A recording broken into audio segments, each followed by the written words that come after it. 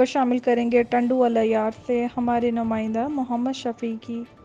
भाई क्या मसला है आपका इधर गांव में? हमारे गांव में गटर का मसला ही है। गटर आप देख सकते हो कि हमारे रास्ते पे पानी में कोई बच्चे बच्चियां कुरान की पढ़ाई पे जाते, नमाज पे जाते, वो भी नहीं चल सकते। वो देख रहे हो तुम, आगे देखो, कैमरे की तरफ देखो, उधर देखो, कचरा पड़ा है सारा, वो सारा देखो, हमारा गटर जैसा सारा ये। और रमजान के महीने में आपको क्या तकलीफ हो रही है? तकलीफ ये हो रही है तो हमारे बच्चे कुरान की पढ़ाई पे जाते हैं, कपड़े ख़राब हो जाते हैं, ठीक है, तो वो हम नमाज पे जाते, फिर हमारे भी कपड़े पलीत हो जाते, ख़राब हो जाते हैं। ये गटर खुदारा हमारे को बना के दिया जाए।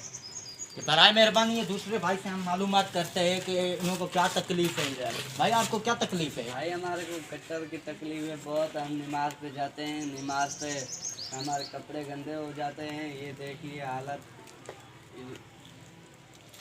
जी मैं इधर मालूमात कर रहा हूँ और दूसरे भाई से ठेले वाले से मालूम करते हैं। ठेले वाला भाई आपको अच्छा इसको बात बोलने नहीं आती। और ठीक है, कैमरामैन मोहम्मद शफी बलोच।